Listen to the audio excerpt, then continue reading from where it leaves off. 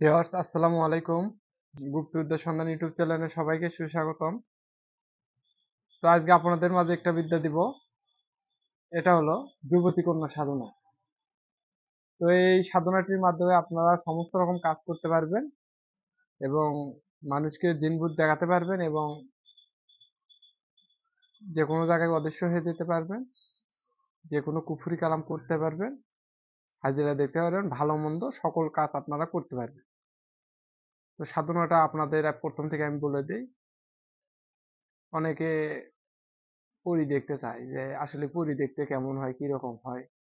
তো আপনি ওই মেয়েটাকে পরী হিসেবে দেখাতে পারবেন। তো সর্বপ্রথম কোনো সুন্দরী যুবতী মেয়ে অথবা সুন্দরী মেয়ে, হয়তোবা বিবাহ হয়েছে, হওয়ার পর মারা গেছে, এরকমটা। তো আপনি ওর রুহুটা ধরে নিয়ে আসতে পারবেন। যে কোনো দিন মারা যাক, এতে এটা এটা কোনো ব্যাপার না, যে কোনো দিন মারা যেতে পারে। শনি, রবি, সোম, মঙ্গল, বুধ, বৃহস্পতি, শুক্র, যে কোনো দিন মারা যেতে পারে, আপনার সমস্যা নেই।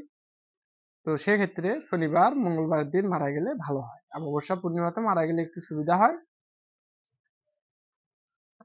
তো কবরস্থানে যাবেন। তো কাজগুলো বলে দেই। পাতা খেলাধুলা, এই যে মরার মাথা থাকে, এই মানুষের যে মাথা থাকে, অনেকে চেরা বলে, এই চেরা টানতে পারবেন, এই রুহুর বলে। চেরা টানতে পারবেন, যে কোনো মানুষকে নিয়ে আসতে পারবেন। তো এই মেয়েটা যেদিন মারা যাবে, 1 থেকে 2 দিনের ভিতর নিয়ে আসার চেষ্টা করবেন। দেরি হয়ে গেলে একটু সমস্যা হবে। তার কারণ 3-4 দিন পর একটু গন্ধ গন্ধ বের হয়। তো তখন যদি আপনি নিয়ে আসেন, তখন ওই রকমই থাকবে, আর ওর যে কোনো সময় রূপ চেঞ্জ করতে পারবে, কিন্তু ওই গন্ধটা আর যাবে না। তো ওর নাম করে আপনার একটা গাছে রাখবেন, যেমন একটা আম গাছে রাখবেন। তো আম গাছটা অবশ্যই পাক পবিত্র থাকতে হবে। আম গাছের গোড়ায় একটা ধূপকাঠি দিবেন ওর নাম করে। যেমন নাম আপনার সাদিয়া। সাদিয়ার নাম করে আম গাছের গোড়ায় একটা ধূপকাঠি দিবেন। তো দেওয়ার পর প্রথম দিন দরকার নেই, দ্বিতীয় দিন যাবেন। তো দেখেন যে বাড়িতে কি কোনো ঢিল টিল অত্যাচার করে নাকি। যদি অত্যাচার করে তাহলে নিয়ে আসার দরকার নেই। তাহলে ধৈর্য ধরুন, পরেরটাতে চেষ্টা করুন। আর যদি কোনো অত্যাচার না করে তাহলে নিয়ে আসা যাবে। তার কারণ ওকে যদি নিয়ে আসেন তাহলে আপনার প্রাণ নাশের আশঙ্কা থাকে। তো কবরস্থানে যাবেন। যদি বাড়িতে কোনো প্রকার অত্যাচার না করে তাহলে কবরস্থানে যাবেন। কবরস্থানে যাওয়ার পর পুরো শরীর উলঙ্গ হবেন। উলঙ্গ হওয়ার পর শরীরটা কড়া দমে বন্ধ করবেন। যেমন মন্ত্র দোয়া আছে, ডানে আলা তরোয়াল, বামে মারঢাল, পিছনে আদম সৈফুল্লাহ, সামনে আলী জুলফিকার, ডানে মোহাম্মদ, বামে গালি, পিছনেতে মাথা নামার হুসব দেওয়ালিতে হু।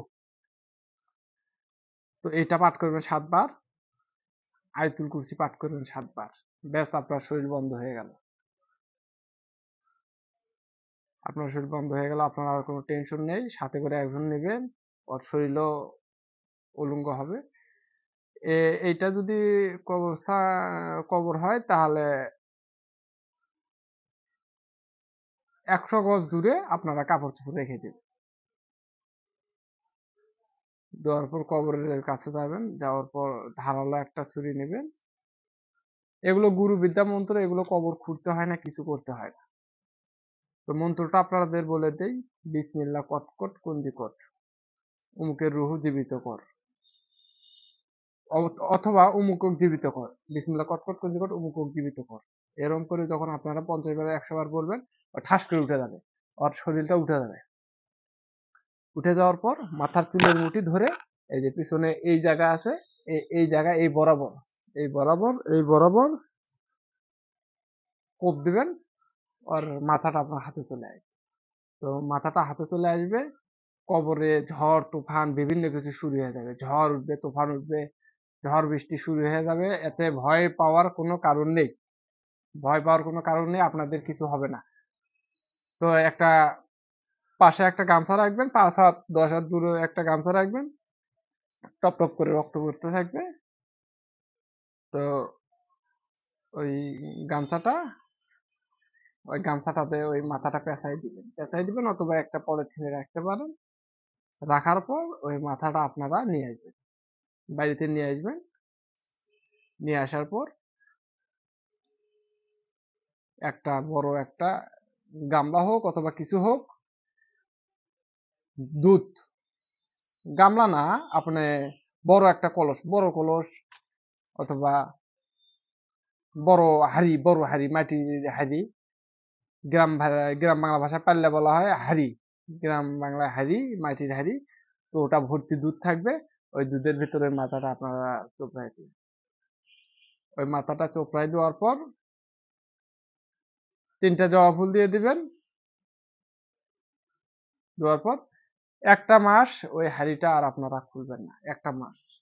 1টা মাস, যদি তার বেশি দিন যায় তাহলেও ভালো।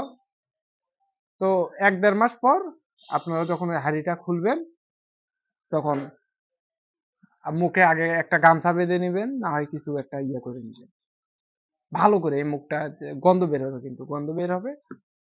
তো মাংস ছেড়ে দিবে, মাথার হাড়, এই মাংস ছেড়ে দিবে, শুধুমাত্র ইয়ে থাকবে, এই মাথা ইয়ে টুকু থাকবে, মেন টুকু থাকবে। তো এটা তো সাধনা হয়ে গেল। তারপর ধুয়ে মুছে পরিষ্কার করে নিলেন। নেওয়ার পর হ্যাঁ, এটাতে একটা কাজ আছে, সেটা হলো যে কোনো সময় মিষ্টি কিনে এইরকম টাকা দিবেন, ও মিষ্টি কিনে নিয়ে আসবে, নিয়ে এসে সবাইকে খাওয়াতে পারবে।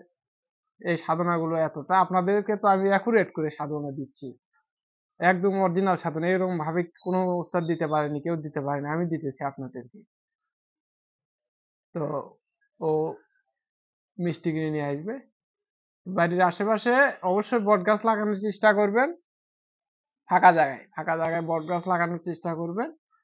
তো ওই মরার মাথাটা ওখানে পুঁতে রাখবেন, মরার মাথা তোলার দরকার নেই। বিসমিল্লাহ কটকট কঞ্জিকট অমুকক উপস্থিত কর, যাকে ধরে ধরে নিয়ে এলেন, যেমন সাদিয়া, বিসমিল্লাহ কটকট সাদিয়াকে উপস্থিত কর। সাদিয়া সামনে চলে আসবে, আসার পর কথাবার্তা বলবেন।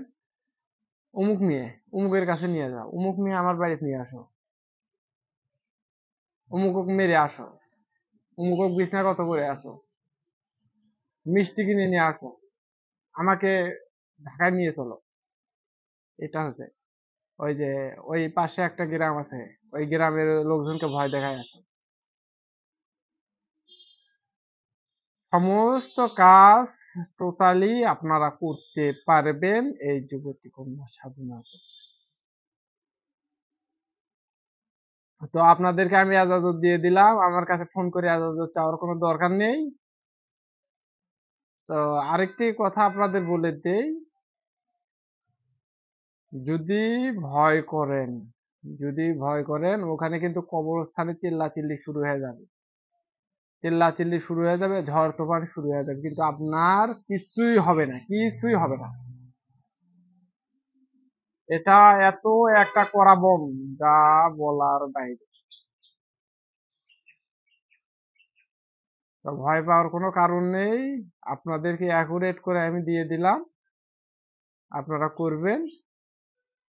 আর আরেকটা কথা হলো কি, দুনিয়ার বুকে নাম যশ খ্যাতি করবেন, কষ্ট তো একটু করতেই হবে। একটা মেয়েকে যে কোনো সময় নিয়ে চলে আসবেন, রাস্তাতে যাইতেছেন, একটা মেয়েকে পছন্দ হলো, আপনি আসার আগে ওই মেয়ে আপনার বাড়িতে এসে বসে থাকবে, ও তো আর এমনি এমনি থাকবে না। সাধন যুগে সাধন করতে হবে, তবে তো সাধক হবে। তো ভিউয়ার্স, সবাই ভালো থাকুন, সুস্থ থাকুন, আর আমার জন্য দোয়া করবেন, আমি যেন আপনাদের মাঝে সঠিক এবং অরিজিনাল যে বিদ্যা, সেটা যেন দিতে পারি। আসসালামু আলাইকুম।